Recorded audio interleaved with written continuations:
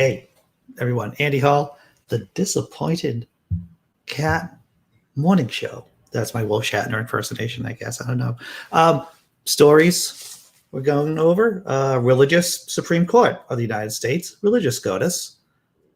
Guns. A lot of pictures. A lot of infographics about guns here in the States. A perv pastor. I know you're surprised.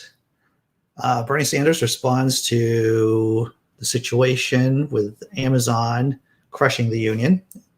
Maryland. This is a great story about reform going on in Maryland. Let's do something funny. Let's do something funny before we start diving in.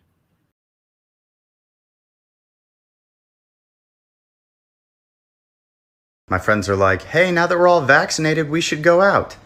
Don't you get it? This has been the best year of my life. I've been trying to socially distance since I was 5 years old. Socially distanced since I was 5. Was I socially distancing at 5 years old? Well, let's see. I couldn't talk correctly. I was clumsy as anything. The disability was pretty prominent in my life at that point. So yeah, maybe I was socially distancing myself over the last year. Has it been the best year of my life? Oh, definitely not, my friends. Definitely not. I want to say hello to everyone in the chat. Remember, Sammy Jenkins. Hello, Blazing. Dr. Mordecai. Brainbug. Glad to see you buzzing. And of course, Mr. Tobin Templeman here. Lee, glad to see that you're here. And Simply Secular Dave. I know some of you were here for the first show. There was a first show this morning. My friend Jonathan M.S. Pierce came out with a new book about the resurrection, a critical examination of the resurrection. And of course, we're talking about Jesus's resurrection or supposed resurrection. So because he's over there in Britain, we streamed together at 7 a.m. this morning. And now here it is at 9 a.m. And are we doing the open room at 10? Yes, we are. We're doing that. We're doing all kinds of things.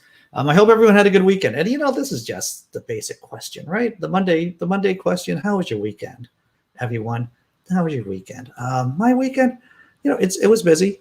I read through the rest of Jonathan M.S. Pierce's book and wrote a bunch of notes up and did some research, did some reading.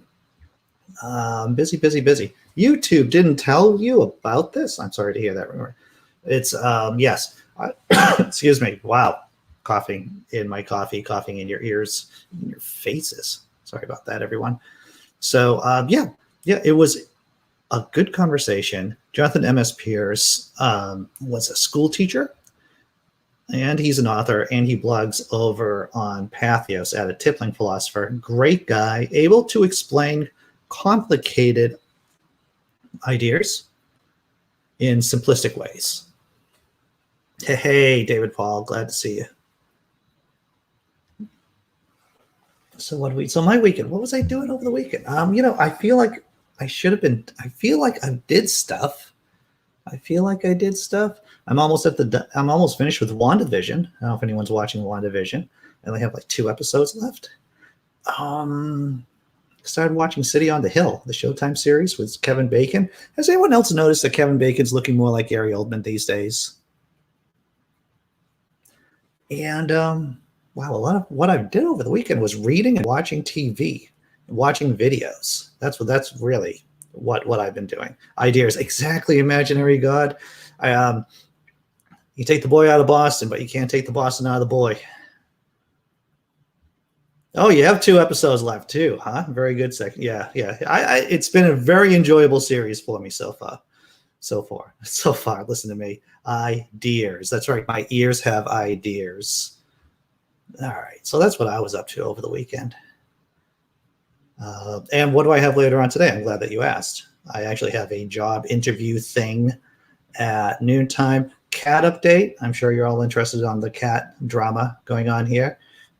Our continuing attempts to adopt a cat. We had a few other near misses over the weekend. Literally, they call us up. By the time we get back to them, the cat's already on hold. So we are still trying to get ourselves a cat here. Cat Search 2021. Who would have thought it'd be this difficult? Oh, grass cutting after this. I have to tell you something. If I play my cards right, I'm never going to have to mow a lawn ever again. And when I was living out in suburbs, I had 3/4 of an acre plot of land. It took me a long time to push that mower over all that land. I know that's small for maybe some of you, but yeah, I was never good at house maintenance. Cat drama. That's right. Cat drama. So that's what I was doing over the weekend. I did go out. This is the first time I was actually out in the community. Went out to a little place in Boston to do some patio dining for only a short period of time. Did it early. 4:30, gone by 5:30. That was nice. All right, you guys want to do something? Hey, Willie Ignorant. And yes, Buzz the Brain Bug. All right, so what are we doing? We're going to do some funny stuff before. We're going to do some memes. And do some memes before we get into our first story, which is about the latest ruling by SCOTUS and how it's pro-faith, anti-reason. But first, memes. What part of meow don't you understand? That cat. A demanding cat indeed. Many of you know Leanne Lord. She is an incredible comedian. She's been on the channel before. And this is a little joke she wrote, which I thought was pretty funny. A Scotland man dug up a concrete box in his garden, hoping it was buried treasure. Instead, it turned out to be a septic tank. Oh, crap. That was cute. You know, a lot of my jokes aren't cute. A lot of my jokes aren't cute, so I can appreciate other people when they write cute. Oh, and this is me right here. It might be some of you too. Me every night. Things that do not interest the herd.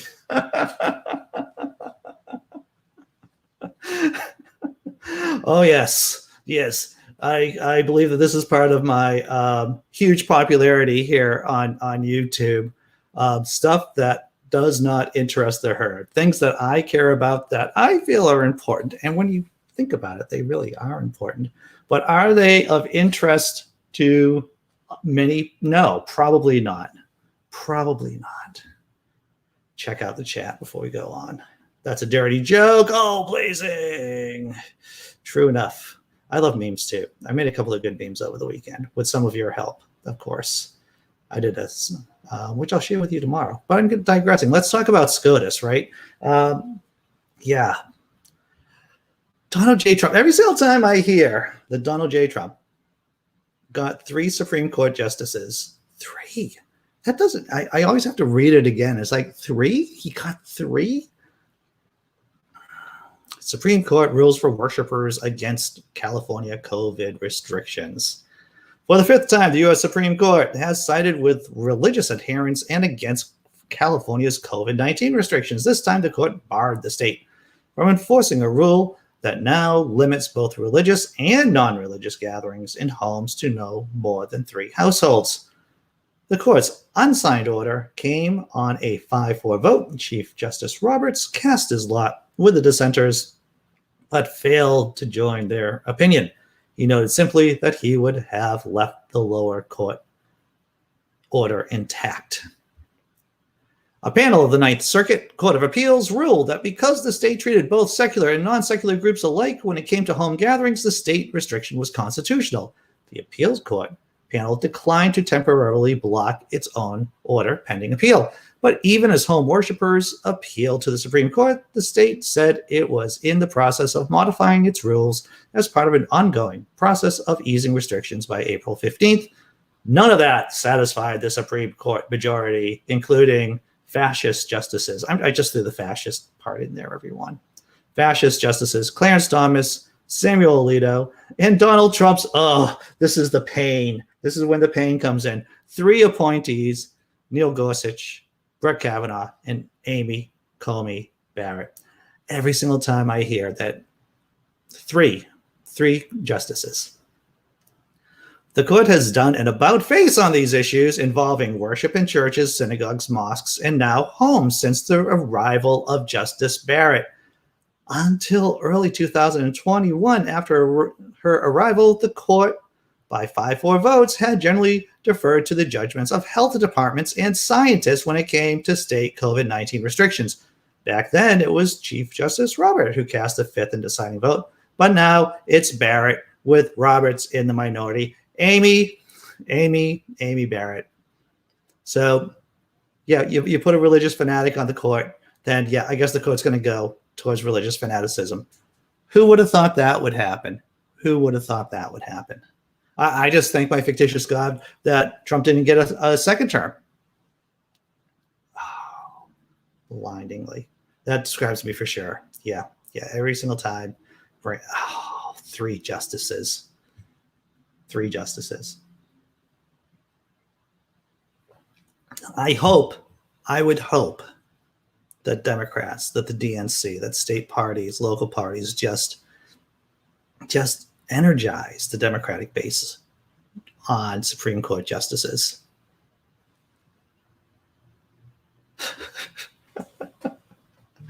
The people across the street like to have a Jesus seance every week. Do they all hold hands, join in a circle? Maybe there's a Ouija board. Maybe there should be a special branded Jesus Ouija board. I think that would be fun. All right, let's go to the next story. What's the next story? Guns.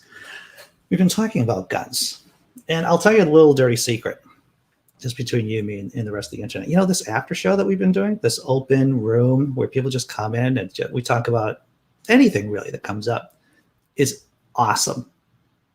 I've been having a lot of fun with it. And other people have been coming in. We've been talking about, one of the big issues was about guns last week. We just talked about different gun laws in different countries.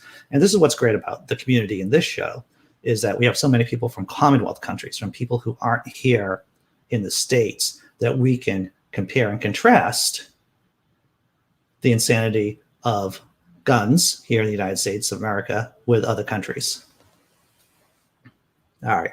Let's and once again, all the links to the stories are in the description below. Let's talk about guns, baby. Top 10 civilian gun owning countries. So this is firearms per 100 residents. I know my Canadian friends always like to say that Canada has a lot of guns too, but I just want to say, Canada, that we have so many more guns than you. And the number is just, 3 times the amount. I think, yeah, that's over 3 times the amount. Public, my high school education did destroy my mathematical abilities.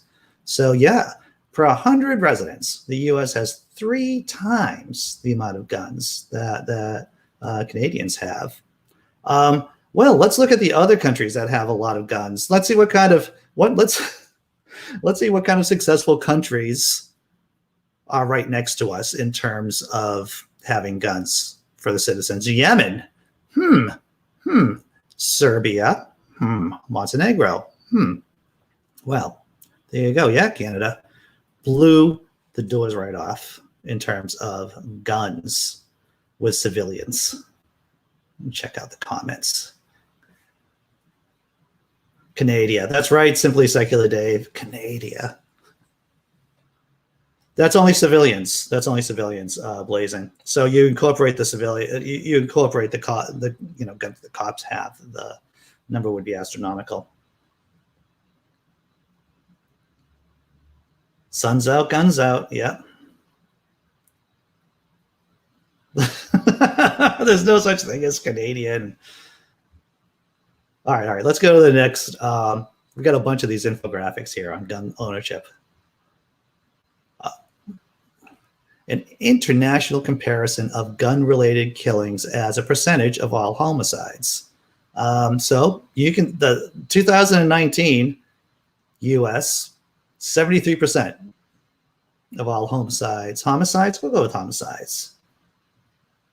Due to guns related. England and Wales, 4%. When Paul Kamish was on the after show last week, he really gave a good description about, or a good explanation of how rigid the gun laws are over in the UK. Canada, 39%, and Australia, 22%.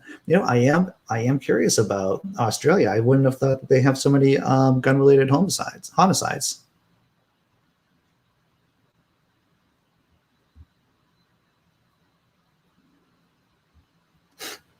I feel like there's going to be some kind of cross-Atlantic beef here between Denmark and Canada. Seriously, if someone invaded Canada, Canadians would just apologize for being in the way of their imperial interests. All right. Let's see. What's the next? What's the next? Here we go. Victims killed. In case you need a graph to know about the most successful mass shootings here in the States, this is it. With obviously the Las Vegas, Nevada topping the chart. And Columbine, the high school shooting, of course, down at the bottom. And if you want a quick, if you're looking to live in somewhere here in the States, if you're looking to set up shop, if you're looking to move here, this could be a guideline on where you don't want to move to. This chart right here. You get a lot of you get a couple of Texases, you get a couple of Floridas here. Places you might want to avoid. But of course, you're probably avoiding Texas and Florida to begin with. This, I posted on my personal Facebook page. I also posted this on the Laughing Disbelief Facebook page too. I found this eye-opening. This is from the CDC, 2019. All of these, and of course, this is from BBC. Gun-related deaths breakdown. Total deaths involving guns, 38,355. Out of that number, 23,941 suicides involving guns. That is well over 50%. Then you have, of course, homicides and accidental and war casualties too. But the amount of people killing themselves, both men and women, with handguns, I was just, amazed. And when you think about it, I think the flu kills about, 40,000 Americans every year. It's basically gun deaths. Deaths caused by guns are equivalent to the flu every year, approximately. But that's just having a gun in the house increases your chances of committing suicide. Check out the chat. Say that again, please. Avoid Florida and Texas. Was that the thing? Just having a gun in the house increases your chances of committing suicide? Well, Tobin Templeman, this is an effect of this crazy federated system here in the States that we have, is that people just assume, gun feasts. People just assume because there's your dollar goes a bit further, right? Then it's a better deal. It's this scratch ticket mentality that, hey, if my dollar goes further in Texas and Florida than it does in New York or Massachusetts or Connecticut, then that must be better for my family. No, it's not. No, it's not. When you look at quality of life between, let's say, Texas, Florida, and the other states I just mentioned, there is a wide disparity. There's a wide disparity. Oh, all right.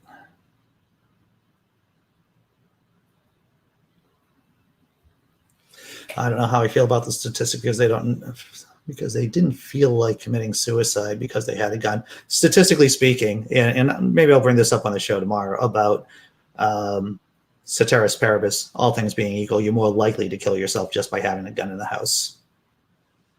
Sure, the thing is that the gun is a triggering thing. It increases your chances. It's like gasoline on the fire. It's like religion in a way. Religion makes our crazy little monkey brains crazier. Guns, similar. All right. let's go with the last infographic. No, there's a couple more. So states with assault weapon restrictions. Now you can see why Connecticut and Massachusetts don't have that many mass shootings. Because not only do we restrict assault weapons, but we're surrounded by states that have good gun control laws. And what it's really sad is that there are only a handful of states that actually ban assault weapons. I don't know why these states shouldn't just popularize it. Connecticut, come join us. Come live in Connecticut. You're not going to get shot with an AR-15 more than likely. Now, this is interesting. Gun rights groups have spent more than gun control groups, of course. We know this, right? But what's impressive is how the gun control spending has become more competitive since 2018. So actually, during 1 year, gun control spending is a bit better, a bit greater than gun rights spending. And I don't like the language of gun rights, to tell you the thing. I think they should just call them pro death killing machines. That doesn't flow off the tongue either. But at least there is an attempt by gun control spending groups to put money where the mouth is, right?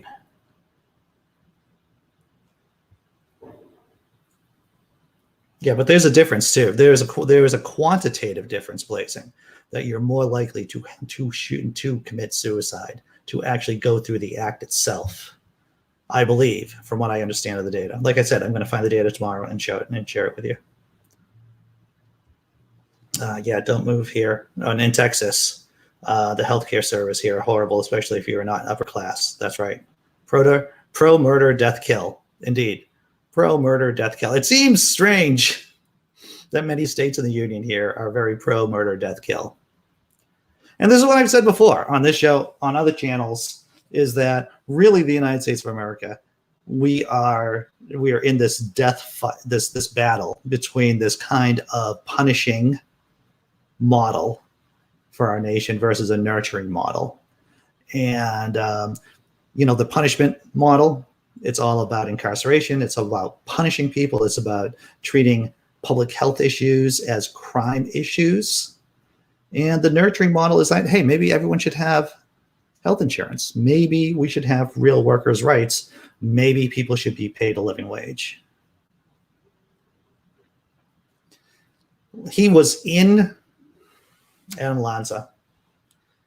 Either he might have been from Connecticut, and I believe he was. That was, and I think there was a statistic in the chart there that showed that Connecticut did have one mass shooting as against to Texas's like 3 or 4, and Texas's handful. Hey, what's up, Phil Lister? Talking about guns in the States. BBC ran this interesting, and here we go. Now this just shows you what kind of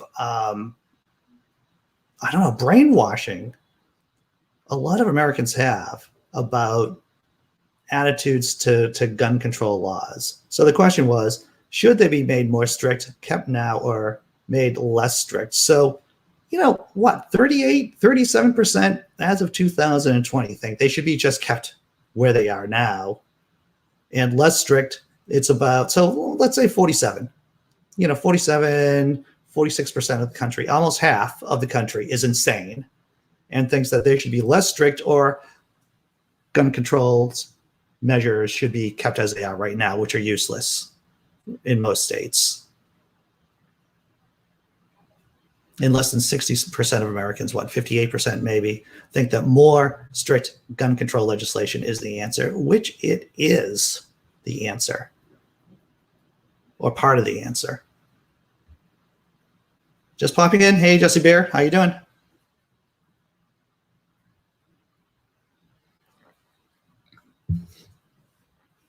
Here we go. Glenn Chesterton, good to see you here. The whole NRA and the gun companies love mass shootings. It does. The donations go up. Gun sales go up. Donations to the NRA go up whenever there's a mass shooting. It is a sickening positive feedback loop. It's almost, yeah. Exactly. The NRA got, puts money in their pockets, which all they care about. Hey, you're live again. That is true, Paul Gamish. I'm glad that you made the observation. I am live. Having Jonathan M.S. Pierce on is always a treat. And he's over in Britain. You know that. You were here earlier. And having him live at 7 a.m. so he can answer, people's questions is a treat.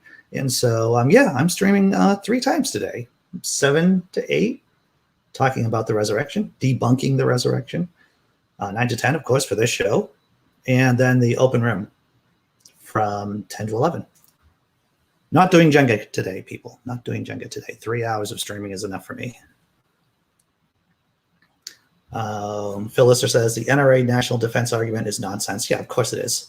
As any trained troops would walk through armed civilians if they were not here. Yeah. And this is part of the problem with our education here in the States.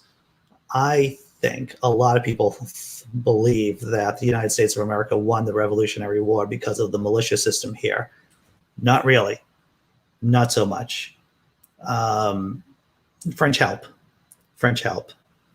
Being able to fight legitimate, battles in the field as against this kind of guerrilla war was the thing that really put Americans over the top in terms of the revolutionary conflict. I forgot to do that. God damn it. Sarah Jenkins. Thank you.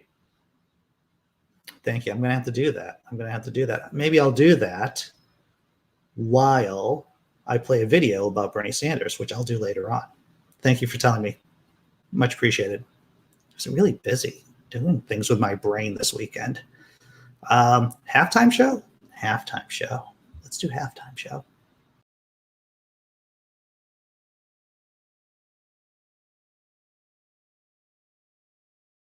This is a real conversation at a restaurant. I worked at in New York. Natalie. Hi, Alex. Oh God, I want to kiss you right now. I know, you literally tell me every day. What are you doing right now? I'm rolling silverware. Let me help you. Actually, I would prefer if you didn't. Okay. So, Natalie, do you think women are superior to men? Given the current circumstance, I'm having a hard time not saying yes. Because, let's say a woman gets a job in science or technology. She's going to have a hard time. Oh, yeah. I mean, there are tons of issues surrounding women in the workplace, like pay disparity and sexual harassment. She's going to have a hard time because her brain is so much smaller than men's. Oh, okay. Now my small brain is following along with what you're saying. So women instead should give up. Wow. I mean, that's like such an easy fix. I know.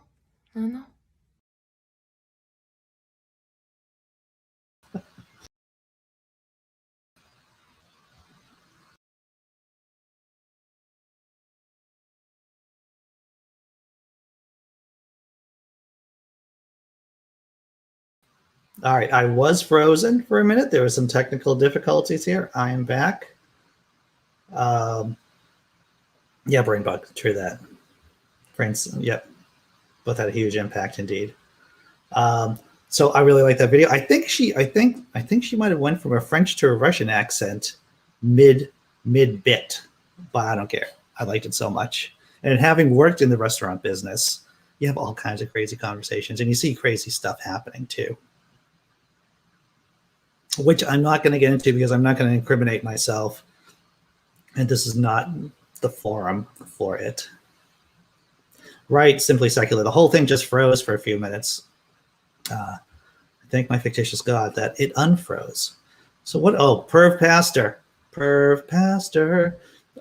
This is from the Friendly Atheist. Let's take a look at the panel. Oh, first we'll show you the picture of the perv in question. Now, Nathan Rogers, he could be a youth pastor. He could be a MAGA supporter. He could be an evangelical Christian. But, maybe he's all three. Oh, damn it. Wrong panel. Here we go. Evangelical pastor faces prison time after recording child changing her clothes. Yes. Yes. It's this guy. He seems to be a poster child for this kind of behavior. right here. Let's take a look. In 2019, during a Christian music festival at a theme park in New York, a 12-year-old girl wanted to change out of her bathing suit. Her youth pastor at Life Church Buffalo told her she could change in his camper, so she did. And then she discovered the iPhone on the ledge.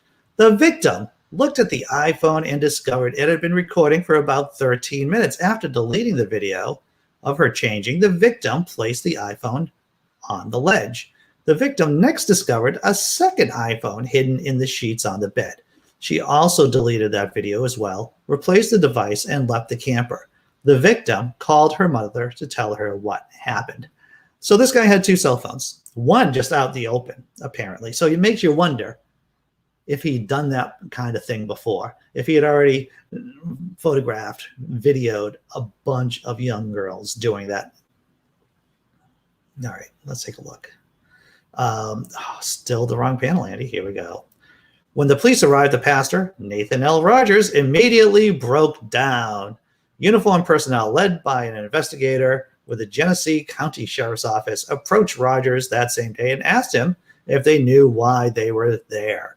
I did something really stupid, Rogers replied, according to FBI Special Agent Randall E. Garver's statement, and when asked to elaborate, said, I set up a camera while someone was changing in my camper. Someone. Interesting choice of words. Rogers has been charged with production of child pornography crime, which could lead to at least 15 years in prison. There's a reason to believe there were other images and videos on his phone as well. It's unlikely that Mr. Nathan Rogers, because I just want to show that picture. So, just to popularize this guy here, evangelical pastor, youth minister, taking advantage of children, filming them in his camper changing. Freaking perv.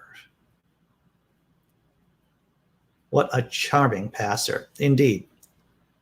This is what I told, and this is one of the reasons why I brought my kids up, not just as atheists, which I know is radical for some people to think, but also as anti-theists. Because, there are, if you're a wolf, you want to go where the sheep are, right? If you're a pedophile, you want to go where the kids are. So I'm not saying everyone who is a youth pastor is a pedophile. What I am saying is that I'm willing to bet a lot of money on this, that there's a higher incidence of pedophiles in the youth ministry who are youth ministers. All right. That was a really smart kid. Not only did she find the phone, but she looked around the trailer a bit, right? And found the second phone too. And then deleted both videos. That was my first thought too, Blade, besides the fact that this guy's a perv, is that, yes, definitely a smart kid.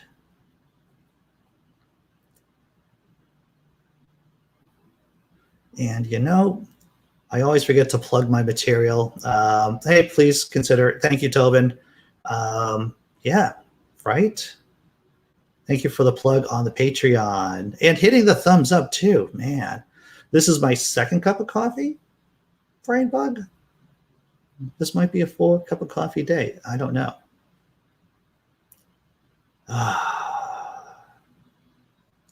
So there we go. Youth minister busted for filming a kid in their trailer during a youth ministry trip. All right, what are we going to do? Are we going to take a look at a video? Are we going to look at Bernie Sanders' reaction to Amazon crushing unionization attempt? Yes. Yes, we are going to take a look at that.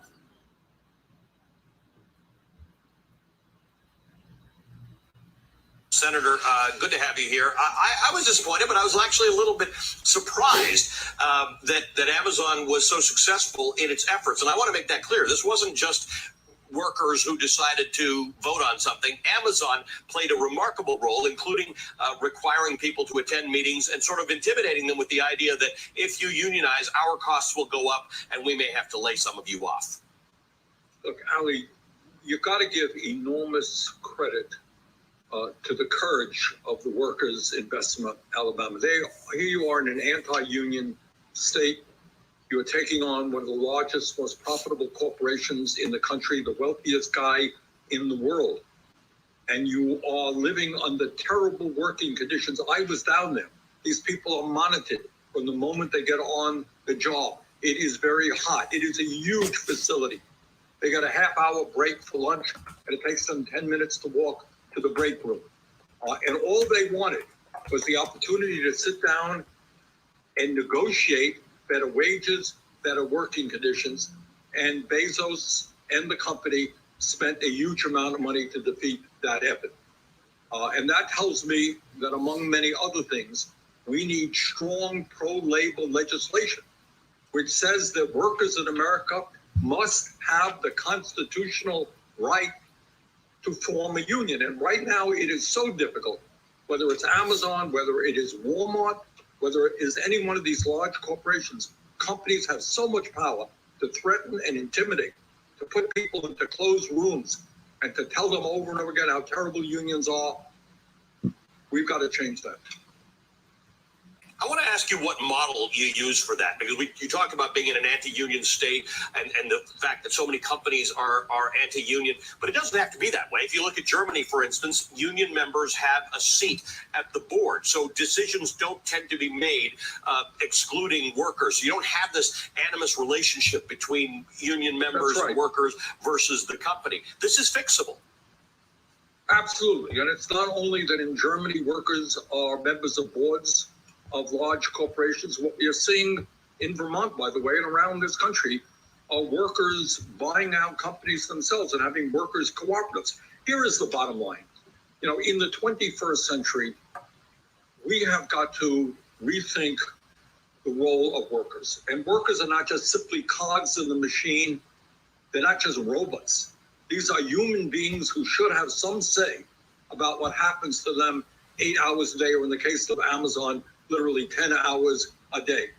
So whether it's having workers sit on boards or making it easier to form unions, that is what we have got to do. As you indicated in your presentation, the truth of the matter is we would not have a middle class in this country today without the trade union movement. And what's happened over many years as a result of terrible trade policies, as a result of not raising the minimum wage, as a result of anti-union activity, making it so hard for workers to form unions, wages today are stagnant over the last many, many decades. Workers are not making any more today than they made in real dollars than they made 45 years ago. So in a variety of ways, we've got to end this movement toward oligarchy, where the very rich are getting richer while so many in the middle class are struggling. And one way we do it is give workers more power on the job. Yeah, that statue quote sounds to some like an exaggeration, but it's not. I mean, I'll get the chart at some point and I'll show it to my viewers again. It really has been. The average worker's wage has been stagnant for about 40 years. I'm going to come back after the break. Let's take a quick break. Senators, I want to talk to you about the infrastructure bill and this concept of whether infrastructure should be bigger than what we just traditionally think of it as being in terms of roads, bridges, dams, ports, things like that. Vel, she's back in a minute. If you talk about what life looked like for people like me growing up, you know, just people in suburban, you know, my dad, blue collar guy, never was in management, worked for the phone company for 30 years, maybe about 30 years, and lived a very good lifestyle. Mother didn't have to work. Yeah, you know, it has been a cratering of the middle class in the last 40 years. And people just either, or young people either, they have three reactions. They either acknowledge it and they just feel helpless. They acknowledge it and they want to fight, or there's like this denial. Wow, it sounds just like cognitive dissonance, to tell you the truth. Because we covered cognitive dissonance in the previous show at 7 o'clock with Jonathan M.S. Pierce, talking about the resurrection, debunking the resurrection. But yeah, this is what life was like within our lifetimes, because many of us are older, let's face it, right? In the chat, who are watching right now. And we have seen this here in the States, just this implosion of the middle class.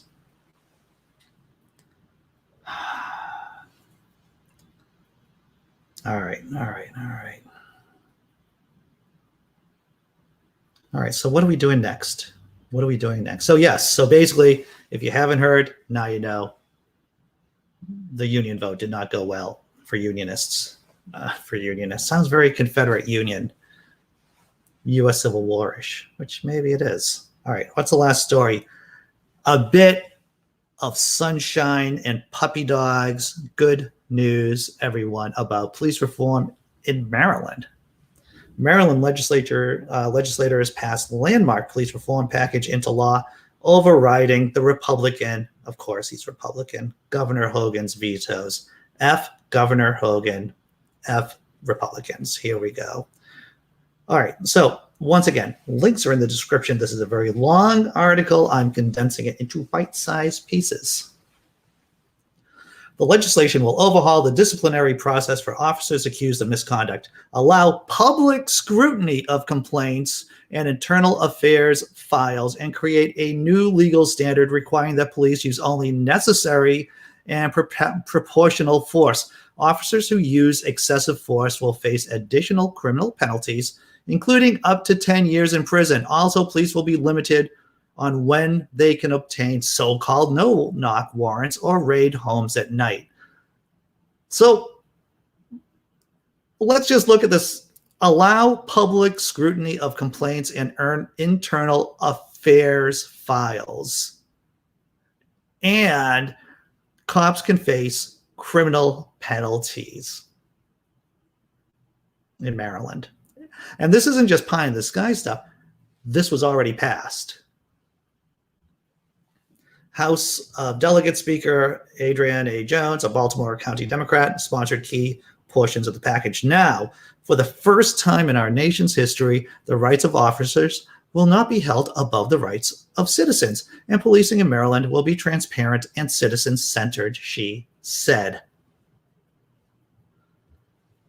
Under one of the bills passed Saturday over Hogan's veto, F Republicans, F Hogan, Governor Hogan.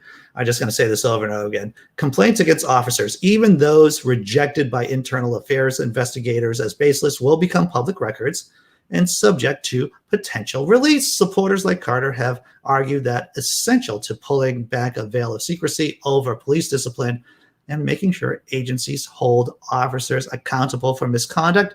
What? Police officers in the United States of America being held accountable? Even if it's only one state. Oh yeah.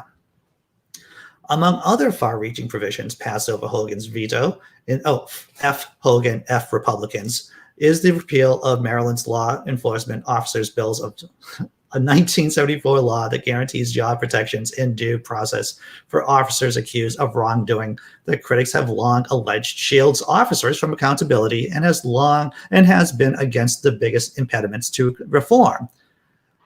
Maryland was the first state in the nation to pass such a law, with dozens others have copied, and now it's the first state to repeal it. Yeah, the idea of a law enforcement officer's bills of rights, that just the sound of it sounds bad. Complaints, infractions, and allegations of wrongdoing against officers will be handled by a new disciplinary system controlled largely by civilian committees that will weigh evidence against officers and recommend discipline. How many times have we talked about it here? The solution, one of the solutions to the crappy, the shit policing we have here in the States is citizen oversight. And it looks like that could be happening in Maryland. Lawmakers voted over the objection to abolish life without parole. This is also other reforms going on in Maryland. Lawmakers voted over the governor's objection to abolish life without parole sentences for juveniles convicted in state court. The Juvenile Restoration Act also allows people convicted as children in adult court to seek reductions in their sentences after serving 20 years in prison, and waives mandatory minimum sentences for juveniles convicted in adult courts. It will become law after a supermajority in both chambers backed the bipartisan legislation. So, all right. So I said F Republicans. Maybe I shouldn't say F all Republicans in Maryland, since some of them have joined up. So I can just say F Governor Hogan in Maryland.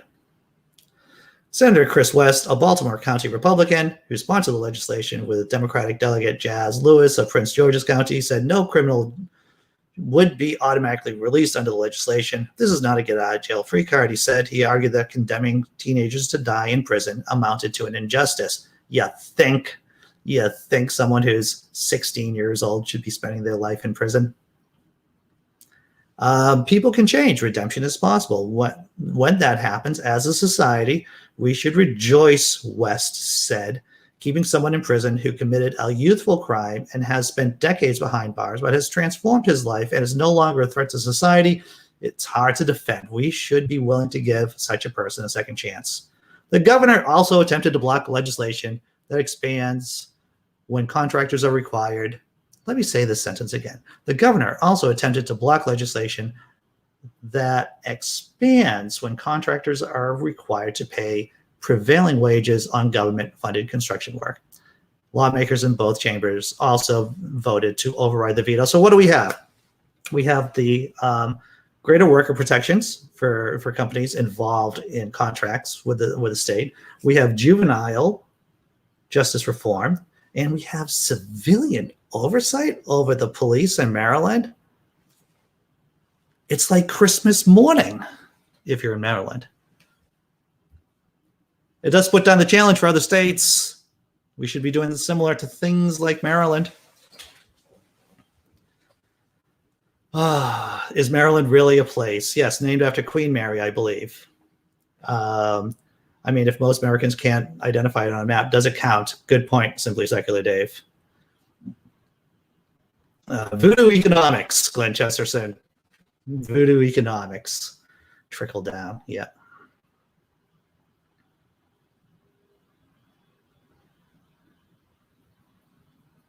Yeah. The Amazon argument's just BS. Yeah.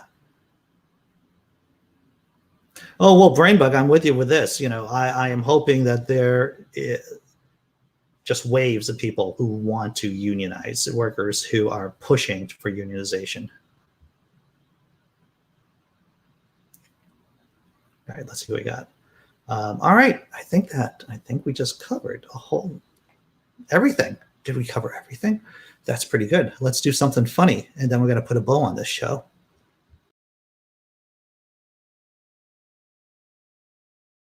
Hey, what do you call a kinky Italian who likes to be dominated? Amiibo sub. Goodbye. Bye. Hey, what do you call a kinky Italian who likes to be dominated? Amiibo sub. Goodbye. Bye. A meatball sub. That was a good joke.